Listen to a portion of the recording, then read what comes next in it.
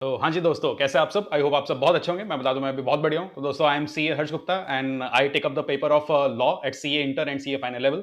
तो मैं CA inter पर paper number 2 corporate and other laws पढ़ाता हूँ एंड सीए फाइनल लेवल पर जो एसपीओएम आपका सीए फाइनल लॉ का सिलेबस है दैट आई टेक अप। आज की इस वीडियो में मैं अपने बारे में क्यों बता रहा हूँ? बिकॉज़ आज की वीडियो हमारे उन सारे सीए फाउंडेशन एस्पिरेंट्स की है जिनका रिजल्ट अब आने वाला है। तो आज आपकी डेट की या रिजल्ट्स की अनाउंसमेंट आ गई है। 29 जुलाई आपका रिजल्ट का डेट है। 29 जुलाई जैसा इंस्टीट्यूट ने कहा है लेट इवनिंग तक आपका फाउंडेशन का रिजल्ट आ जाएगा। एंड यही आशा मेरी आप सबके लिए रहेगी कि आप सब बढ़िया से बढ़िया नंबरों के साथ अपना फाउंडेशन क्लियर करें, आप अपनी इंटर की जर्नी उसके बाद स्टार्ट कर पाएँ। यही मेरी एक्सपेक्टेशन रहेगी। So wishing you guys all the success for this. ये वीडियो आज मैंने शूट करने की इसलिए सोची बिकॉज़ जैसे ही आपका फाउंडेशन का रिजल्ट आएगा, देन आपके माइंड में बहुत सारे क्वेश्चंस इंटर को लेकर होंगे। कई क्वेश्चंस पर आपको क्लैरिटी होगी, कई क्वेश्चंस पर आपको डाउट होगा।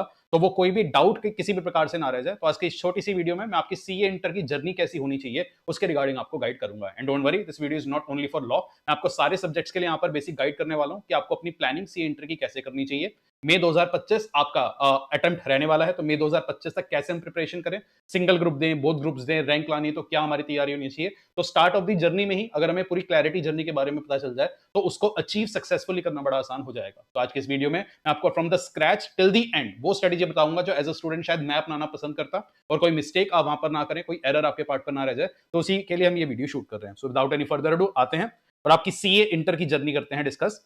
तो आपका रिजल्ट बेटा आ जाएगा 29 जुलाई को। 29 जुलाई जैसे ही आपका रिजल्ट आएगा, लगभग आपका जुलाई यहाँ पर फिनिश हो चुका है। तो अगस्त ऑनवर्ड्स आपकी प्रिपरेशन यहाँ पर होगी स्टार्ट।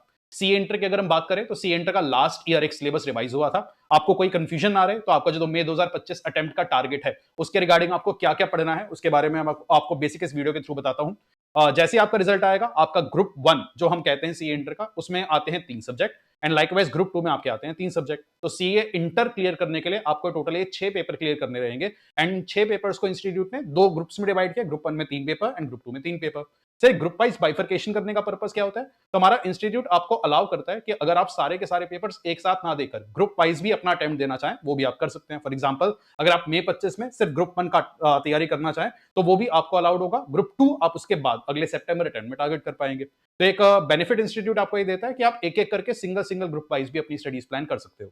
क्या sir single group wise studies plan करना वाइज होगा? बेटा मेरे ख्याल से नहीं। उसके मल्टीपल रीजंस हैं, वो रीजंस मैं आपको बताता हूं। पहली चीज, आपका जो अर्लीस्ट अटेम्प्ट पड़ेगा वो पड़ेगा मई 2025। अगर आप मई 2025 तक सिर्फ ग्रुप 1 की ही पढ़ाई करते रहेंगे, तो आपका स्टडी टेन्योर बहुत लंबा स्ट्रेच हो रहा है। मतलब आपने लगभग अगले 8-9 महीने सिर्फ एक सिंगल ग्रुप की स्टडीज करी है एंड उसके बाद सितंबर में ग्रुप 2 की तैयारी करके उसको क्रैक करना थोड़ा सा टफ होगा। तो ये जो 8-9 महीने का टाइम है, ये इतना सफिशिएंट है कि आप कंफर्टेबली दोनों ग्रुप की तैयारी कर सकते हैं, अगर आप फ्रॉम द वेरी बिगनिंग एक प्रॉपर प्लान के साथ चलते हैं। इसलिए फर्स्ट थिंग फर्स्ट, आपको मई में दोनों ग्रुप टारगेट करने चाहिए बिकॉज एडिक्वेट टाइम आपके लिए यहां पर अवेलेबल है। सर और कुछ रीजंस दोनों ग्रुप का प्रेशर एक साथ लेने के? One of the biggest reason is बेटा रैंक। आप देखते होंगे, हम भी वीडियोस अपलोड करते हैं, काफी सारे और लोगों की भी वीडियोस आप देखते होंगे, वहां पर आज तक हम लोग अपनी रैंक के बारे में ब्रैग करते हैं। 4 टाइम्स ऑल इंडिया रैंक, ये रैंक वो रैंक। तो एक रैंक ऐसी चीज है जो जिंदगी भर आपके साथ जुड़ जाएगी। तो सीए का मतलब सीए का मैं कह सकता हूं प्रीफिक्स तो आपको मिल रहा है, पर साथ में वो जो रैंक का प्रीफिक्स और एडवांटेज आपको मिलेगा, वो लाइफ लॉन्ग आपके साथ चलता है। एंड रैंक आपकी कब आएगी? जब आप दोनों ग्रुप इकट्ठे देंगे। सर ये रैंक क्या होती है? तो आप सबको आइडिया होगा। हमारा इंस्टीट्यूट ऑल इंडिया लेवल पर जो भी एग्जाम कंडक्ट करता है, किसी भी रेलिवेंट अटेम्प्ट में, वो टॉप 50 कैंडिडेट्स या टॉप 50 परफॉर्मर्स की रैंक निकालते हैं एंड वो बताते हैं जी ये 50 लोग हैं पैन इंडिया लेवल पर जिन्होंने अपना सीए टॉप क्वालिटी के साथ या टॉप परफॉर्मेंस के साथ पेश किया है एंड उनको एक रैंक अलॉट करी जाती है। तो ये जो 50 रैंक्स का क्राइटेरिया है ना, अगर आपकी इसमें एक रैंक आ जाए तो that will work as a cherry on the cake. तो रैंक तभी आएगी जब आप दोनों ग्रुप का प्रेशर इकट्ठे लेने को तैयार हैं, तो आपको दोनों ग्रुप उस केस में साथ ही देने पड़ेंगे। एंड तीसरा और एक और लास्ट एडवांटेज मैं आपको बताना चाहूंगा, बिकॉज अभी जो सीए इंटर का ये मई 24 का रिजल्ट आया, मेरे बहुत सारे स्टूडेंट्स ने भी इस वाले पॉइंट का फायदा उठाया। ट्रस्ट में जो एडवांटेज मैं बताने जा रहा हूं, अभी सुनने में आपको थोड़ा सा लाइट लगेगा, बट जब एग्जाम्स नजदीक आने लगेंगे एक बहुत बड़ा एडवांटेज बनता है। सर एडवांटेज क्या है? बेटा advantage is of set of. Sir but exactly set of. तो आपके जो ये 6 पेपर हैं, क्लियर करने का क्राइटेरिया क्या होगा? तो हमारे इंस्टीट्यूट ने कहा है जी, फॉर एग्जांपल ग्रुप 1 में आपके 3 पेपर हैं, हर पेपर की वेटेज रहेगी 100 मार्क्स। कोई भी पेपर आपका तब क्लियर माना जाएगा जब आप उस पेपर में मिनिमम 40 मार्क्स करेंगे स्कोर। मतलब एक इंडिविजुअल एग्जाम को स्कोर करने पर आप, यानी इंडिविजुअल एग्जाम में जब आप 40 का स्कोर लाते हैं, तब जाकर के वो पेपर आपका क्लियर माना जाएगा। Let's suppose sir accounts, law, taxation तीनों में हमारे 40-40 आ गए, तो क्या हमारा ग्रुप 1 क्लियर हो गया? The answer is no. Because institute ने एक और क्राइटेरिया यहां पर सेट करा है। उन्होंने कहा जी हर इंडिविजुअल सब्जेक्ट में आपको 40 तो चाहिए, बट इन एग्रीगेट आपका उस ग्रुप में 50% मार्क्स बनने चाहिए। मतलब अगर तीनों सब्जेक्ट के 100 नंबर का आपका पेपर है, तो ग्रुप 1 आपका इन टोटलिटी 300 नंबर का यहां पर हो गया। तो आपको ये ग्रुप पास करने के लिए इस ग्रुप में 150 नंबर लाने पड़ेंगे, क्योंकि अगर आप 40-40 लाते हो दैट मींस आपने उस ग्रुप में ओवरऑल सिर्फ 120 स्कोर किया है, तो आप पासिंग क्राइटेरिया से बहुत दूर हैं। तो पास होने के लिए आपको क्या करना पड़ेगा, आपको हर इंडिविजुअल सब्जेक्ट में 40 भी लाने हैं और आपका एग्रीगेट 50% बनना चाहिए। जब ये दोनों क्राइटेरिया मीट हो जाएंगे तब जाकर के आपका ग्रुप 1 क्लियर माना जाएगा। And same goes with group 2 as well. Group 2 में भी 3 पेपर हैं, 300 मार्क्स का आपके पेपर रहेंगे एंड इसको भी पास तब माना जाएगा जब आप यहां पर 150 नंबर क्रैक करेंगे एंड इंडिविजुअली हर सब्जेक्ट में 40-40-40 आपको लाने रहेंगे। अब यहां पर एक इंटरेस्टिंग बात, लेट्स सपोज सर हमारे ग्रुप 1 के अंदर हर सब्जेक्ट में लेट्स सपोज 60, 50, 40 आ गए और हमारा एग्रीगेट भी बन गया, मतलब हम इंडिविजुअली हर सब्जेक्ट में पास हैं और हमारा एग्रीगेट भी बना और एग्रीगेट हमारा बन गया यहां पर 160, मतलब 150 की रिक्वायरमेंट थी पर ग्रुप 1 में हमारे आ गए 160। अब हम बात करते हैं ग्रुप 2 की। अगर आपने ग्रुप 2 भी ग्रुप 1 के साथ दिया होगा, लेट्स प्रिज्यूम बेटा ग्रुप 2 के अंदर आपने हर इंडिविजुअल सब्जेक्ट में 40-40 का स्कोर तो कर लिया, पर जब आपके एग्रीगेट मार्क्स उठाकर देखे गए वो एग्रीगेट मार्क्स थे 140, मतलब आप 6 के 6 सब्जेक्ट में 40-40 नंबर तो ले आए, पर ग्रुप 1 में आपका एग्रीगेट स्कोर बना है 160 एंड ग्रुप 2 में आपका एग्रीगेट स्कोर बना है 140। और अगर आप 160 प्लस 140 को जोड़ देते हैं तो ऐसे केस में आपका दोनों ग्रुप्स का एग्रीगेट स्कोर मिलाकर के कितना हो गया, 300 आउट ऑफ 600। तो सर क्या मेरे दोनों ग्रुप क्लियर माने जाएंगे? बिल्कुल, इसी को हम कहते हैं benefit of set of. And बहुत बच्चे इसका फायदा उठाते हैं क्योंकि ग्रुप 1 में आपने एग्जाम्पलरी परफॉर्म किया, 150 की जगह आप 160 ले आए, तो ग्रुप 2 में आप इंडिविजुअल सब्जेक्ट जब पास कर गए, अगर आपका एग्रीगेट 150 नहीं भी बना, पर ग्रुप 1 और ग्रुप 2 इकट्ठे देने की वजह से अगर आपका एग्रीगेट 50% आ गया तो ऐसे केस में उसे पास माना जाएगा। इन नटशेल मैं क्या कह सकता हूं कि अगर आप दोनों ग्रुप इकट्ठे देते हैं तो उस केस में आपको हर सब्जेक्ट में 40 लाने हैं और आपका जो 50% का एग्रीगेट देखा जाएगा वो 6 के 6 पेपर्स का इकट्ठे देखा जाएगा एंड ये एक बहुत बड़ा एडवांटेज हो जाता है। तो ये कुछ रीजंस हैं कि क्यों आपको दोनों ग्रुप प्लान करने चाहिए। 6 पेपर्स डुएबल हैं, आप अगर मे अटेम्प्ट के लिए अपने दोनों ग्रुप्स की तैयारी वाइजली करके चलेंगे, पेपर से पहले आपकी तैयारी भी हो जाएगी, रिवीजन्स भी प्लान हो सकते हैं, बस आपको शुरुआत से एक स्ट्रेटजी को फॉलो करते हुए चलना है। तो बेच 25 के लिए आज मैं आपको एक टारगेट देता हूं कि आपका टारगेट बेटा बेर मिनिमम दोनों ग्रुप्स इकट्ठे देना तो होना चाहिए। अब सर ये टारगेट अचीव करने के लिए हमें क्या करना पड़ेगा? ऑब्वियसली आपको अपनी स्टडी स्टार्ट करनी पड़ेगी एंड स्टडीज आप स्टार्ट करेंगे ग्रुप 1 के साथ। Once you are through with group 1 then you will be shifting to group 2। Group 1 की अगर हम बात करें, मैं आपको ऑलरेडी बता चुका हूं, ग्रुप 1 में आपके 3 सब्जेक्ट्स हैं एंड ग्रुप 1 की अगर हम बात करें बेटा, आपकी जो क्लासेस हैं वो स्टार्ट होने जा रही है 2 अगस्त से। मतलब अगर मैं अपने सब्जेक्ट की बात करूं, अपने इंस्टीट्यूट की बात करें, तो हमारे इंस्टीट्यूट पर 2 अगस्त की हमने डेट फिक्स करी है जब आपकी ग्रुप 1 की क्लासेस हो जाएंगी स्टार्ट। आप किसी भी पर्टिकुलर डे पर जब आएंगे आपको तीनों सब्जेक्ट्स की क्लासेस बैक टू बैक मिलेगी। मतलब आपकी जो क्लासेस हैं 2 अगस्त से स्टार्ट होंगी, मंडे टू सैटरडे आपका क्लास का ड्यूरेशन रहेगा, मतलब संडे आपके पास फ्री होगा, संडे में आप अपना पूरा रिवीजन होमवर्क जो भी आपको प्लानिंग करने है वो कर पाएंगे एंड बेटा मंडे टू सैटरडे आपकी क्लासेस चलेंगी। और एक बढ़िया बात क्या है, क्लास आपकी स्टार्ट होगी सुबह 7:30 बजे एंड बेटा इवनिंग में 5:30 बजे तक non stop back to back आपकी तीनों सब्जेक्ट की तैयारी आपको करवाई जाएगी। सर क्या ये टाइम थोड़ा सा देखने में ज्यादा नहीं लग रहा? कुछ गलत तो नहीं लिख दिया आपने? मतलब सुबह 7:30 बजे शुरू करना है और शाम को 5:30 बजे हम फ्री होंगे? बिल्कुल। तो बेटा ये कोर्स आपको प्रिपेयर कर रहा है ग्रेजुअली। फाउंडेशन में आप जनरली 4-5 घंटे की मैक्सिमम क्लासेस करा करते होंगे, बट अब ये इंटर की बात आ गई है, इंटर में आपको थोड़ा सा ज्यादा बेटर प्रिपेयर होना पड़ेगा। डेली बेसिस पर आपका 8 to 9 तो कोचिंग, सॉरी 8 to 9 आवर्स का तो कोचिंग्स का टाइम रहेगा, उसके बाद जाकर होमवर्क वगैरह भी आपको प्लान करना है। सर इतना रिगरस शेड्यूल क्यों? रिगरस नहीं है, आप नेक्स्ट स्टेप के लिए प्रिपेयर हो रहे हैं, बिकॉज जैसे आप फाइनल्स में जाएंगे, फाइनल्स में आपको पढ़ाई भी करनी होगी और आर्टिकलशिप भी करनी होगी। तो every next version of our life is demanding, मतलब next version of ourselves as well, यही मैं कहूंगा। तो ये आपका नेक्स्ट वर्जन है जिसके लिए आप ग्रूम होंगे। तो ये आपकी क्लासेस का ड्यूरेशन रहेगा और बेटा इस रिगरस शेड्यूल के साथ आपको अपनी तैयारी करनी पड़ेगी एंड रिगरस आपको शायद स्टार्टिंग के 1-2 दिन में ज्यादा लगेगा बिकॉज आपने कभी ये चेंज फील नहीं किया, but once you will be with this journey, मतलब अगर आप जैसे ये जर्नी स्टार्ट करते हैं आप बड़े कंफर्टेबल हो जाएंगे ना, आपको रियलाइज होगा ये शेड्यूल इतना भी रिगरस नहीं है, मतलब ये डुएबल है, मैनेजेबल है। और सीए इंटर अगर में बोथ ग्रुप्स अच्छे मार्क्स के साथ क्लियर करने हैं, इतनी मेहनत तो हमें करनी पड़ेगी बेटा, मेहनत से हमें बिल्कुल नहीं डरना चाहिए। एंड एक बार जब आप क्लासेस स्टार्ट करेंगे आप खुद रियलाइज कर जाएंगे कि क्लासेस में कैसे आपका ड्यूरेशन या पूरा टाइम निकल जाता है, पता भी नहीं चलेगा, बिकॉज इंटर लेवल की स्टडीज काफी ज्यादा आपकी मजेदार होने वाली हैं, बहुत ज्यादा प्रैक्टिकल लिंकेजेस के साथ होने वाली हैं। तो ये जर्नी हम करेंगे स्टार्ट। तो 2 अगस्त से हम ग्रुप 1 स्टार्ट करेंगे एंड अगस्त ऑनवर्ड्स ही आपको अपनी ग्रुप 1 की तैयारी शुरू कर देनी है। बेटा अगर आप अगस्त में ग्रुप 1 की तैयारी स्टार्ट करेंगे तो ऐसे केस में आप मानकर चलिएगा ग्रुप 1 की सारी क्लासेस तरीके से करने में कहीं ना कहीं आपका फर्स्ट वीक या सेकंड वीक ऑफ नवंबर आ जाएगा। कंजर्वेटिवली मैं मानता हूं अगर आपने अगस्त में अपना ग्रुप 1 स्टार्ट किया तो मिड नवंबर तक आप ये मानकर चलना आपकी ग्रुप 1 की तैयारी हो जाएगी कंप्लीट। मतलब ये कंजर्वेटिव एस्टिमेट है, कोशिश ये रहेगी कि उससे भी पहले थोड़ा आपकी तैयारी हो जाए, बट कंजर्वेटिवली मिड नवंबर तक लगभग 3 से 3.5 महीने में आपका ग्रुप 1 यहां पर तरीके से प्रिपेयर होगा। पर ये 3 महीने जब आप हमारे साथ डिवोट करेंगे, एक्सपेक्टेशन क्या रहेगी कि आप क्लासेस बहुत तरीके से करें, रेगुलरली अटेंड करें, आप सारा होमवर्क साथ-साथ करते चले, सारे टेस्ट आप साथ-साथ सॉल्व करते चले। मतलब जब नवंबर एंड आए, आपकी ग्रुप 1 की किसी भी सब्जेक्ट की जो प्रिपरेशन है, उसमें कोई लूप होल नहीं होना चाहिए कि सर मेरा ये चैप्टर रह गया था, ये टेस्ट मैंने नहीं दिए, ये क्लासेस मिस हो गई थी, क्लासेस एक्यूमुलेटेड है। क्योंकि अगर ऐसा हुआ, तो एक बहुत बड़ा क्वेश्चन मार्क आ जाएगा कि आप मई में दोनों ग्रुप दे पाएंगे या नहीं। क्योंकि अगर मिड नवंबर में आप ग्रुप 1 में स्ट्रेंथ फील नहीं करेंगे, फिर आपको डर लगेगा कि अब मुझे ग्रुप 2 उठाना है या नहीं। तो वो फ़ियर स्टार्ट हो जाएगा और वो फ़ियर तभी होगा अगर आपने 3 साढ़े 3 महीने अपनी ग्रुप 1 की पढ़ाई सिंसियरली नहीं करी। तो इसलिए ये 3 एंड हाफ मंथ्स बड़े क्रूशियल हैं। इसमें कंसिस्टेंटली बस जैसा-जैसा आपके टीचर्स आपको गाइड करते जाएँ, जैसे-जैसे वो पढ़ाते जाएँ, उसको आप पढ़ते जाइएगा, रिवाइज़ करते जाइएगा। आप अपने आप नवंबर में फ़ील करेंगे कि हाँ, you are standing at a very good position and आप कंफर्टेबली अब अपनी ग्रुप 2 की तैयारी स्टार्ट कर सकते हैं। तो आपको खुद को यही टारगेट देना है कि मिड नवंबर तक ग्रुप 1 के 3 सब्जेक्ट आपके बहुत अच्छे तरीके से एकदम पैक हो जाएँ। इसके बाद आपका स्टार्ट होगा ग्रुप 2। तो मिड ऑफ नवंबर में आपका ग्रुप 2 स्टार्ट हो जाएगा। ग्रुप 2 में आपके 3 सब्जेक्ट्स आते हैं, costing, auditing and financial management. Group 1 के भी सब्जेक्ट्स मैंने आपको बता ही दिए थे बेटा। एडवांस अकाउंटिंग यहाँ पर आएगा, जहाँ पर बहुत ज्यादा फोकस आपके अकाउंटिंग स्टैंडर्ड्स पर रहने वाला है। Corporate and other laws, this paper I will be taking. यहाँ पर हमारा ऑब्वियसली लॉ फोकस रहेगा। कंपनीज एक्ट यहाँ का एक कोर कानून आपका रहता है। अपार्ट फ्रॉम दैट भी कुछ कानून है, वो तुम क्लासेस में डिस्कस करेंगे। एंड टैक्सेशन तो कहने वाली बात ही नहीं बेटा, सीए का सबसे कोर एरिया में कहूंगा वन ऑफ द टैक्सेशन ही रहता है। तो टैक्सेशन आपका ये पेपर यहाँ पर आएगा। ग्रुप 2 के अंदर आप कॉस्ट एंड मैनेजमेंट अकाउंटिंग पढ़ेंगे।